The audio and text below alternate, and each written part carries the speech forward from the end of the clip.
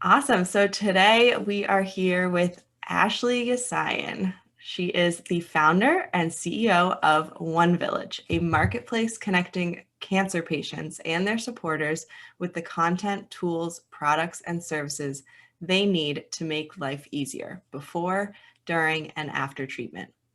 She founded the business based on her own experience with breast cancer, which she beat in 2017. Heck yes. Prior to founding OneVillage, Ashley spent 15 years building and scaling high growth venture backed technology companies, including Alarm.com, one of 2015's top performing tech IPOs, and numerous other industry defining portfolio companies, such as TemperPak, Optoro, and Custom Inc.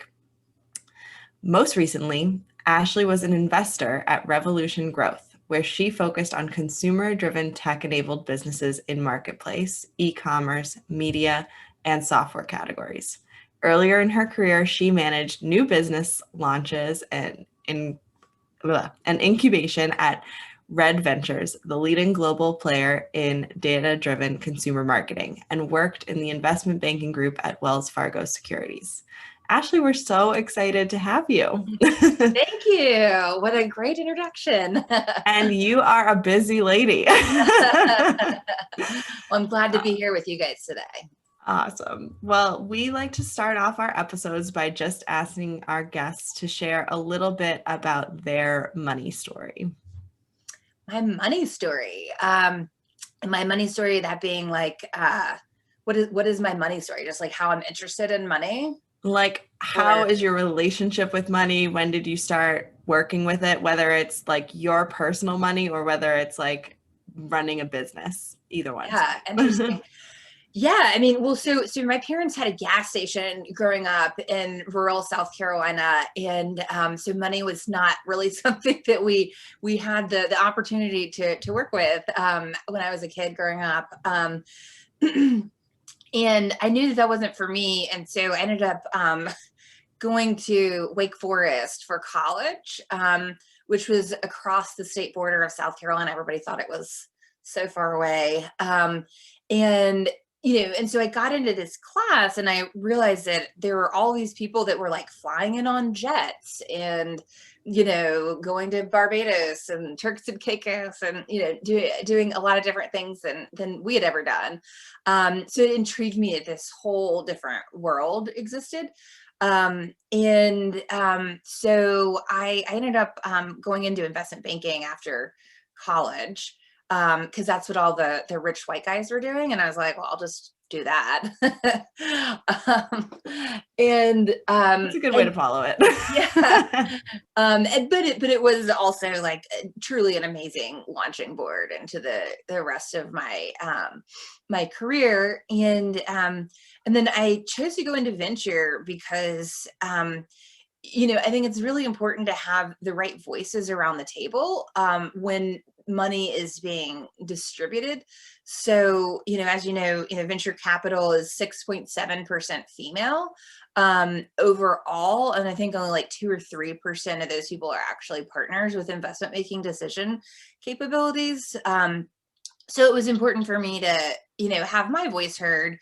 My passions fall more towards diversity, inclusion, and sustainability, and like sustainable work-life balance, and things like that. So I think it's important to get more of us around the table. I love that. I love the theme of representation. And I think that's a big part of what we wanted to talk with you about today. Have you always wanted to be an entrepreneur? I mean, you started out in this really, I think, linear career path with investment banking, right? It's quite a hierarchical structure. So I'm just curious, was that something that kind of switched on later, or was it always in your DNA? Yeah, I mean, I think I'd always had entrepreneurial capabilities. When I was really little, I used to sell frog terrariums to the neighborhood kids. That's really clever and very specific. Yeah, I know. So there were little inklings. One time I put a tip jar out at the counter at the gas station, and my mom made me donate it to church or something. But yeah, I mean, so I think there's been little inklings, but back to this whole like money story thing, we never had any money growing up. And so it was really important for me to, have some financial stability and to kind of get myself and my family onto a different path than we were on before. And so, I guess for that reason, I chose a very like linear career path that I knew was, going to provide some of that stability. And so I was doing it. And then, to be honest, my desire really had been around, I found a passion point in investing around sustainability. And so I made an investment, for example, I led the Series B in a company called Temper Pack. They're the only at-scale producer of recyclable styrofoam globally. Wow. And so they're, a big input for meal kit and pharma. And so, and they're crushing it, by the way, because especially post pandemic, because everybody is using cold chain shipments for that. But, it was just a company which was really exciting to me because it had an amazing business model and like an intrinsic social value proposition to the world. And so I started getting really into going that direction. But, frankly, it wasn't the direction that Revolution was going at the time. And so, I started thinking to myself, like, what am I going to do, with my life here? You know what I mean? Like, I don't want to invest in just another like SaaS company because, I mean, it started to be frustrating to me because I was like, there's all these problems in the world. And like, just like the brightest, shiniest little SaaS product that may or may not work is like what all these dudes in venture are funding. Probably won't work. Yeah, exactly. At least not the way they describe it. Sometimes. But yeah, no, honestly, but then like the pandemic hit and I was like, I could like start looking for a different fund to join that would be more sustainably focused. But then I was going to have to be traveling to, New York or SF like every week. And I was like, that's just not sustainable in a pandemic environment. And so, ever since I got sick, I came up with the cancer. I came up with this idea with my oncologist, actually. So like, we would like sit there in the treatment room and I'd be like, where do I find this? Or where do I find that? And she's like, I know, it's so upsetting. Like it doesn't exist. And so she's like, you have to do this. You have to do this. You have to do this. And I was like, no, like I have this whole like linear career path that I'm doing. And like, like I sacrificed so much to get to venture and to, get on that path that I was on. And the opportunity cost was just like way too high for me to think about switching. And so, but then, with the pandemic, I was like, so I'm not going to be traveling. Like, I don't know what the deal environment is going to look like, post pandemic. Revolution was out of money to invest, in the last fund. And so it's like, here's this perfect opportunity for me, to step out of my comfort zone and, to try and put this thing into the world that I've thought needed to exist now for years. And I was like, I'll give myself a few months to try it and, see if it's working or not. But so far we've had really strong traction and it's been the most rewarding thing I've ever done. So very happy to have had the pandemic push me into this. Hey, unique if circumstance. we come out of this pandemic with tons of great companies like that, I will be so happy. It'll be totally worth this 1 year or longer. So I'm really looking forward to see what you do with OneVillage, even post pandemic. But for a lot of our listeners, they might be, in their 20s and thinking about starting a startup or a side hustle. And so I wanted to just take a step back and ask you, can you define what venture capital is and when an entrepreneur might take venture capital? Sure.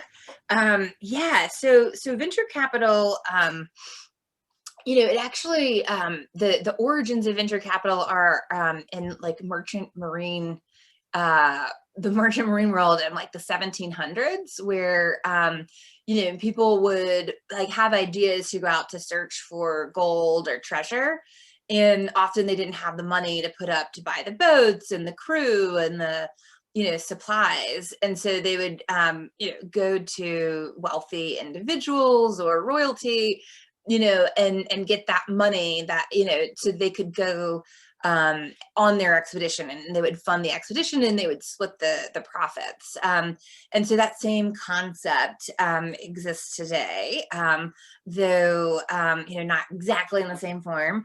And it's split into sort of a few different categories. So for really early stage companies, it'll typically, companies will bootstrap for a little while, and then typically angel financing is the first type of venture that people will look out to find. And that's, can sometimes be family and friends. If you're lucky that you have that sort of a network, then that's where a lot of people will go first.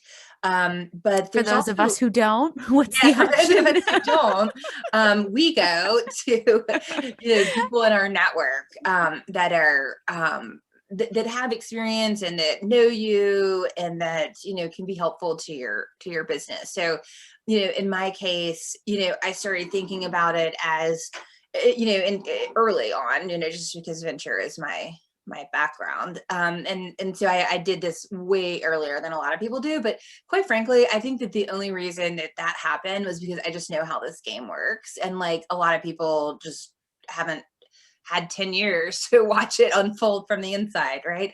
And so I started out really early trying to think of, who are the angel investors that will be most impactful to me and to the business. And because OneVillage is so consumer facing and really meant to demystify the experience of having cancer, the corollaries there for me were Wedding Wire, not Baby List. And so I've actually gotten the founders of all three of those groups to serve as mentors, and the founders of Wedding Wire are investors as well in the cap table. So we've got them. I knew it was important for me to get healthcare experience. So I've got Michael O'Neill, who another amazing DC entrepreneur who has a company called Get Well Network that does digital health, selling into hospitals, and he's been incredible to get us up to speed in the healthcare environment, and sort of the list goes on. So those are the kinds of people that you would want. I just happen to have access to those people through my network, but I don't think there's anything wrong with reaching out to people cold, or just searching through your network and finding those inroads. But yeah, so angel checks are probably like 25 to 100,000. And, that can get you a little ways, but then, in order to really start moving up the value chain and really getting the full spectrum of what institutional capital can provide, you'll then want to start looking at venture capital funds. And when I say spectrum, it's the thing is that like it's anybody can give you money, and like we're in a hugely entrepreneurial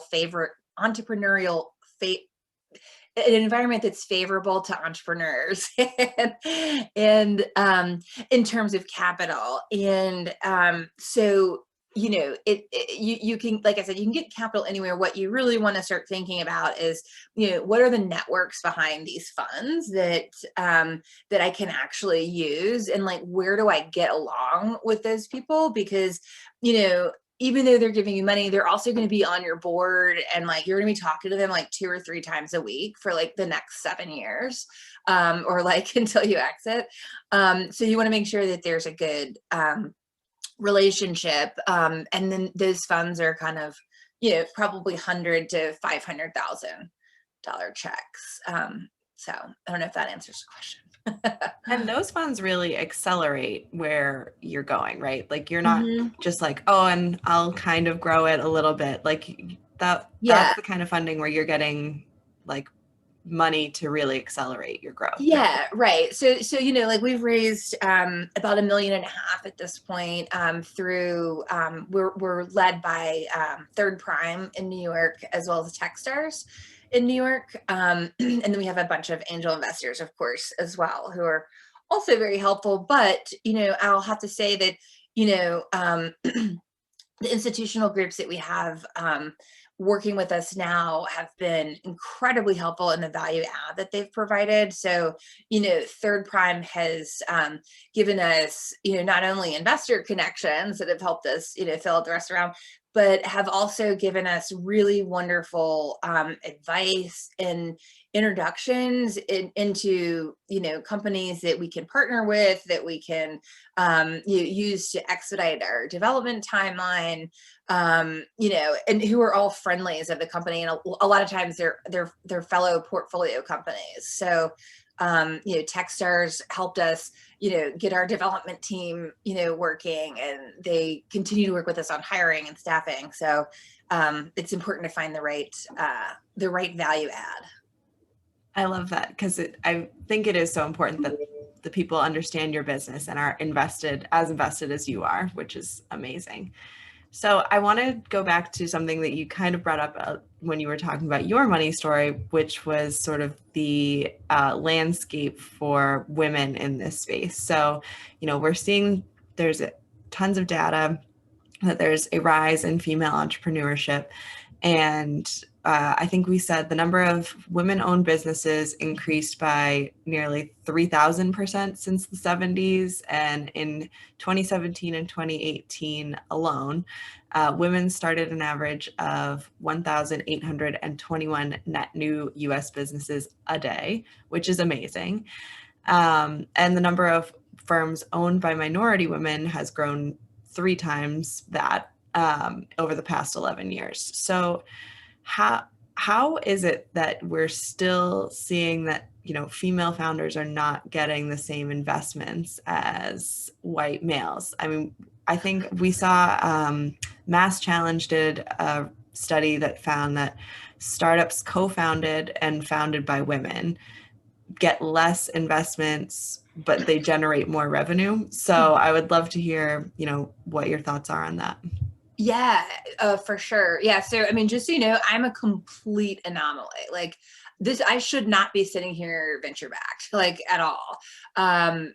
Anyway, but like I said, it's like, I just know how the system works. And so it's easier for me because I know what to say and how to say it and how to put the presentation together and how to speak the words and, what they're looking for. And obviously, like when I was designing the business model, like I was like, what would make this most attractive to me? Like, you know what I mean? Like as a venture capitalist. But so the question though is that like, why don't women get funding? And it's I don't know, it's a long kind of system of things, in my opinion. This is just my opinion. But what I have noticed, including myself, is that many women, and if not most women, tend to start businesses that are related to a problem that they had and couldn't solve in their own personal lives. So if you think about like Jessica Alba with The Honest Company, or Sarah Blakely with Spanx, and so because of that, and because of the fact that like 97% of the people that are sitting in the room, with you making those investment decisions are going to be white males. So they don't often understand what the need is. So, the reason that, or one of the reasons that like I was brought on to Revolution a number of years ago was actually because Revolution passed on The Honest Company, and, everybody went home and like, their wives are like, what are you doing? Like, that's crazy. Like, why would you have done that? And they were like, it doesn't make any sense. Like, who cares about like, like baby diaper, like sort of organic baby diapers or whatever. And turns out a lot of people do. Yeah. But like with a room full of guys sitting there, like who, they didn't. they didn't. And so, so again, like this goes back to why perspective is important, as well as how men in venture capital have it's literally all pattern recognition. You know what I mean? It's literally all pattern recognition. And so they're sitting there in every meeting, like, is this person saying things the way that the last 10 guys said it? Like, is this person presenting things in the last 10 people did, which are also all men? And so women tend to have like different styles, and like, the kind of rebuttal to like, why didn't we invest in this, was like, well, if she had just said it was like the organic P&G, like we would have gotten it. But like, that she was more thinking about like, I don't know, she didn't have the language or the framework to follow that they like the template they were expecting to see is what I'm hearing. Exactly. The cookie cutter template. Like, don't go and like make heart-shaped cookies, just the circle cookies are fine. Yeah. And it's like as simple as that, right? Which is like, which can be frustrating and unfair for women who don't have those perspectives. And so, that's where I think most of the trouble comes in terms of a translational issue.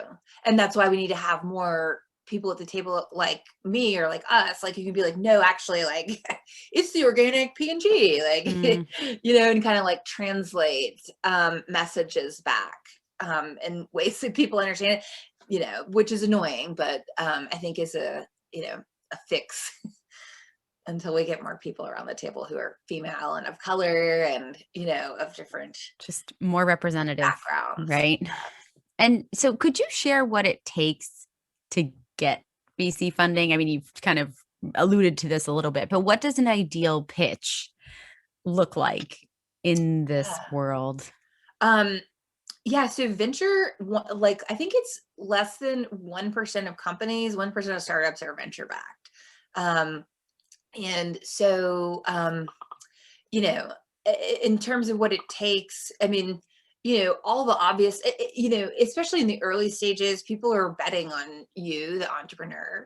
And so, it's around like, do you have the right background to do something? Do you have the right founder story? Is there founder market fit, as they call it? So, do you have particular expertise in the problem? And then, it really comes down to, is the business model scalable enough? Will this return enough money? Like venture capitalists are looking to like in the early stages, they're probably looking to 10 times their money or more. Is there at whatever valuation I'm buying in at, like, can I get 10 times my money? Later on, it's like, maybe like 3 to 5 times as you get to later rounds. But yeah, is the business model, scalable enough to do that? And do I like want to work with this person, basically, is kind of what it comes down to. And a few more things too, but and then the pitch is just kind of pulling all that together and sort of telling them all the things they want to hear, like that, like in a way that doesn't sound too scripted.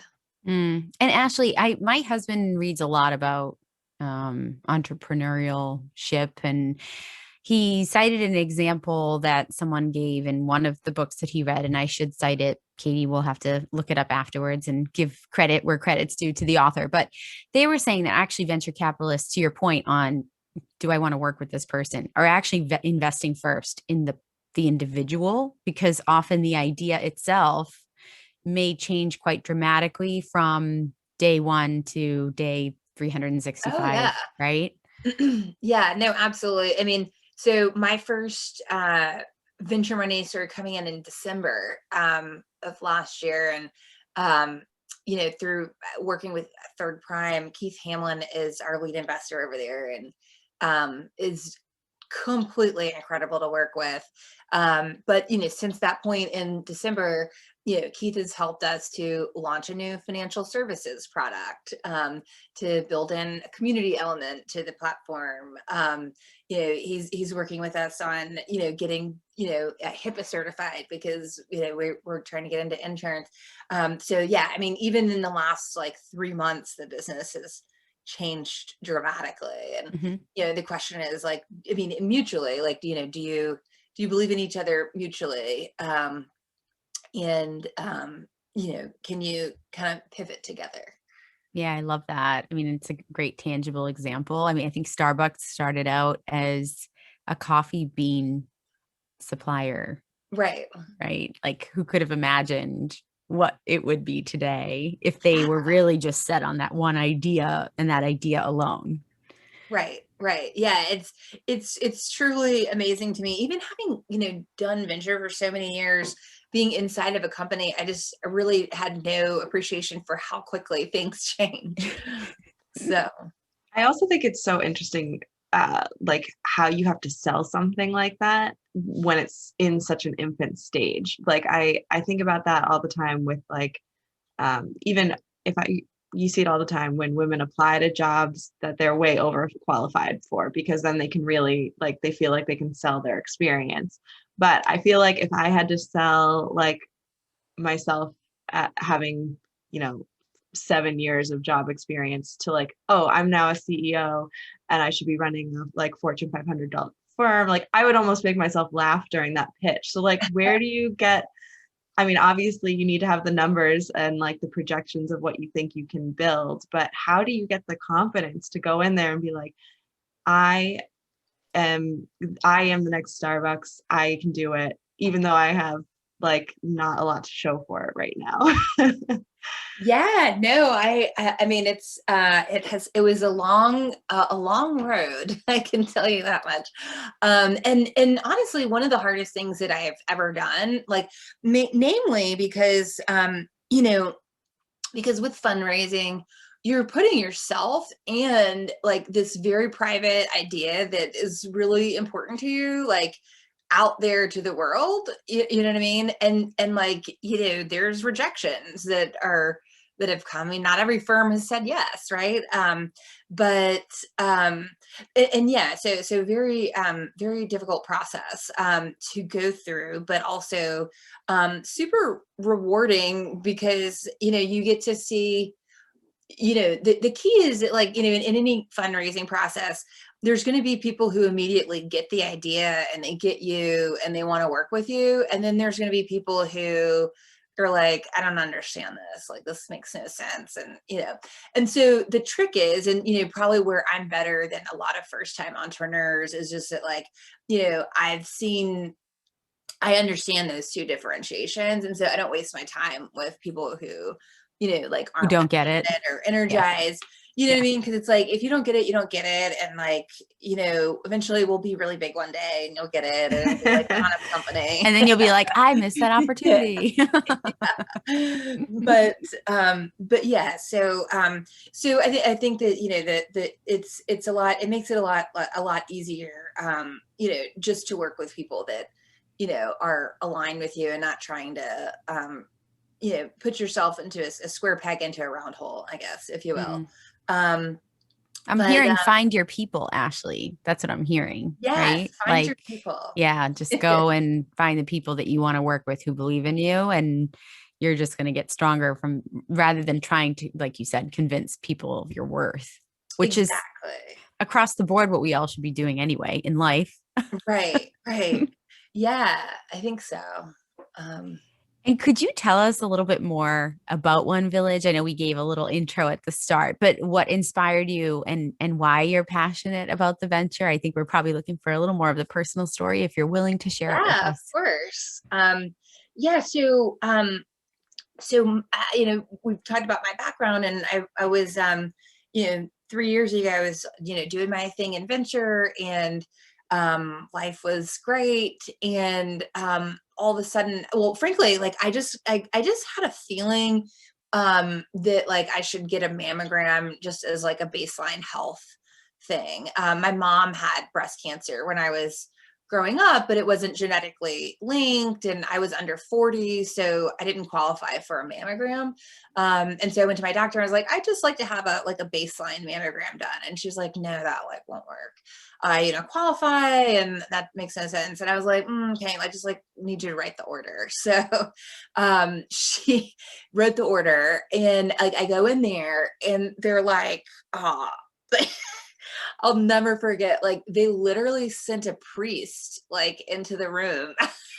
And I was like, this is probably not good. And anyway, so then, like, I have like a guy, and so apparently like my tumor was like definitely cancerous. Like they could like tell that from the BI-RAD score on the whatever But you never had any like it wasn't that you felt something, it was I like just an was internal message to yourself. Like, I feel like I yeah, should go get checked exactly. out. Wow. And so, and by the way, what's really interesting is that, like, so based on where the tumor was, they were like, you wouldn't have felt anything for 3 to 4 years. And like the thing is that my tumor had actually spread. It started spreading into my lymph nodes, so it could be anywhere like in my body. So like, Oh my gosh. if that had been leaching in there for 4 years, like I would like be dead. Like I would be, there wouldn't be a chance. Yeah, 3 to 4 years though, you would find, and it would be everywhere, and it would just, Right. yeah. So you didn't have time. Exactly. And so, but anyway, yeah, so it was just it was a very fluke situation. And then, I find myself like sitting at, Johns Hopkins, and I've got a, guy across from me, and he's like, okay, so you have cancer, it's spread. We have no way of knowing how far. We're gonna like chop off your body parts, and you can't have biological children. You're going to lose your hair. Okay, I've got 3.5 more minutes. Like, let me know if you have other questions. You're like, just a casual Tuesday. What? Yeah, right. And so then, I mean, being of the demographic that I was, like, I was used to like when some like, if you're buying a house or like having a baby or getting married, like there's all those resources, to kind of help you demystify these new things that you're doing, and the problems that you have when you're going through cancer aren't different than in any other life event. So there's tons of stuff you have to come up to speed on. There's products you have to buy, people you have to hire, but at the same time, you go within a matter of weeks, once you start treatment, from being able to take care of yourself and cook your meals and walk your dog, to being completely incapacitated, and for like long periods of time. And so that was really hard for me. And like, I didn't ask for help because it was embarrassing to me. Like, I was like, I don't want people to know that like I can't, do anything. And so I just ended up being like really miserable and like uncared for. I was single. I hadn't met my husband yet. So I was like going through it like completely alone. And and then at the same time, though, like everybody has communities that want to help, but the fact is that you don't know what you need when you're in that situation. Nobody knows what to do. And so you just end up with like flowers, teddy bears, and pajamas, like overloading your house, when like what you need is somebody to be like, oh, I'm sending you, meal credit, and get your meal delivery, and I'm sending a dog walker, and we're gonna send a house cleaner and somebody to do your laundry, and da da da. And it makes supporters feel great to be able to do something, and it actually helps to structure better outcomes, mentally and physically, for people who are going through the treatment. So I can talk about like what it does as well. Yeah. I mean, well, Katie, go ahead. I don't want to. I was going to say, so OneVillage is like it's everything. It's for the patients, it's for the sponsor or supporters, it's for survivors. Like it's a product for everybody to help the people, the loved ones in their life go through this, Yeah. right? Mm-hmm.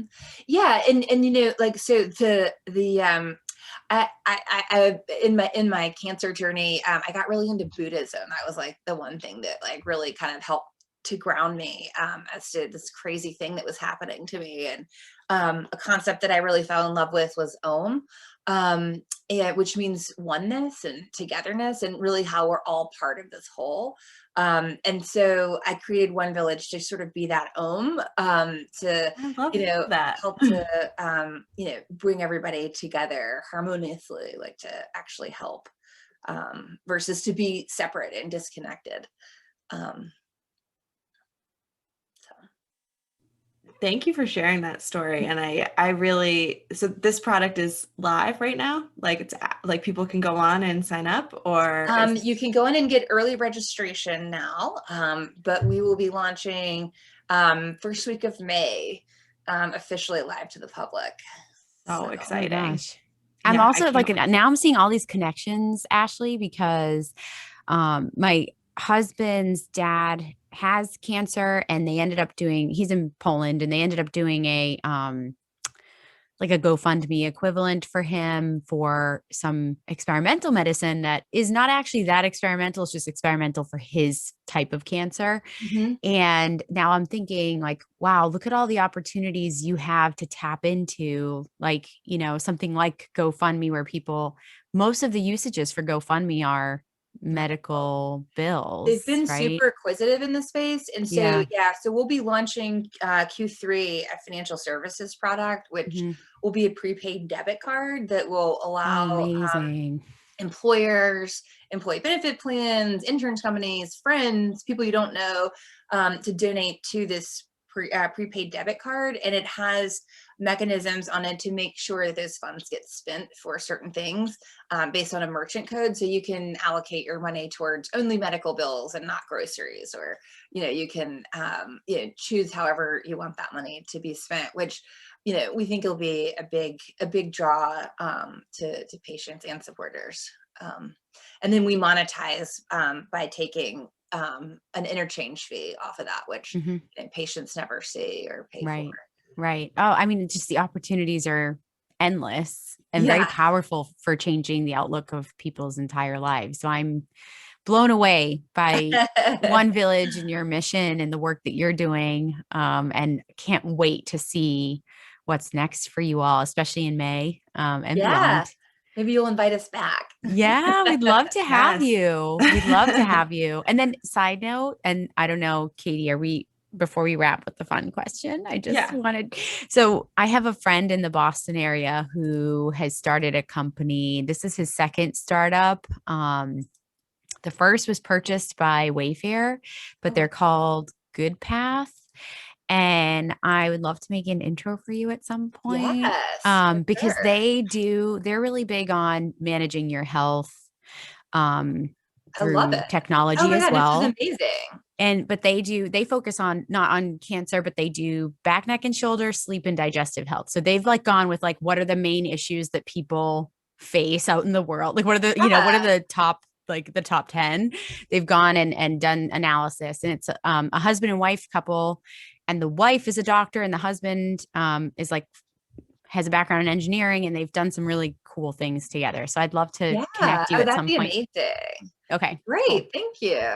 Yeah, Ashley already has a strong network, and I I feel like know. everybody who I have at least seen even through class who like hears about this is like, ooh, I know somebody who I want to like help build this thing Isn't because that we all Right. need wonderful? this Yeah, village. So powerful. exactly. That's why it's the whole Yeah. village thing, right? Yeah. And it's like, Yeah. yeah, because I don't know, it's been so exciting to like work with so many cool people who, just see a need for this, and are helping us, get there way quicker than I ever would have thought. So Well, thank you I for think that's interesting. also just something that is encouraging too, like what you were saying with like, okay, women going in and pitching to a room of people who don't look like them, Mm, like white old men, essentially, let's say, and then, hearing no from them. But then when you talk to people who the target audience would be for and right. everybody's on board, like you have Yeah. something there. And there's plenty of, pale male stale people who would want that too at the end user Yeah. level. Yeah. I mean, it's fascinating. Even the fact that you had to kind of, like, because we've talked about this before too, but the dismissal of women in the medical community, the dismissal of people of color in the medical community, right? Like the Yes. fact that you had to demand your mammogram, even though you had a family history. I mean, Right. right. It's just frustrating. It's so It's, frustrating. you have to be such an advocate for your Yeah. care. And, if there's one thing I learned, it's that. So everybody go get your checkups. Yeah. You've inspired me. Well, Ashley, we love to wrap with just a fun question that we don't share with you in advance, just so that we can give our listeners a chance to get to know you on a personal level a little bit better. And the question is, what's something that you skimp on and what's something that you splurge on? So what area of your life are you super cheap in, and which area of your life do you love to splash out? And I like to give my example just to level set. Okay. So like I will not pay delivery fees, even though I really love food. So like during this pandemic, like I love and miss restaurants so much, and I won't go eat at the restaurant, but I also won't pay a delivery fee. So I'll like walk like 3 miles to go get like stupidly expensive sushi that I really love. So like splurge on but sushi. No one's getting that $3.50 from Katie Williams.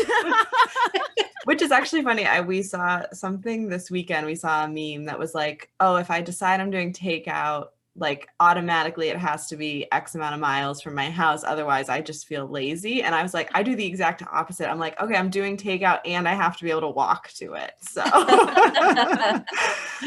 that's awesome. Yeah. So whatever, yours don't have to be related, but I just figured that would give you some examples. Let me think about that. What do I splurge on?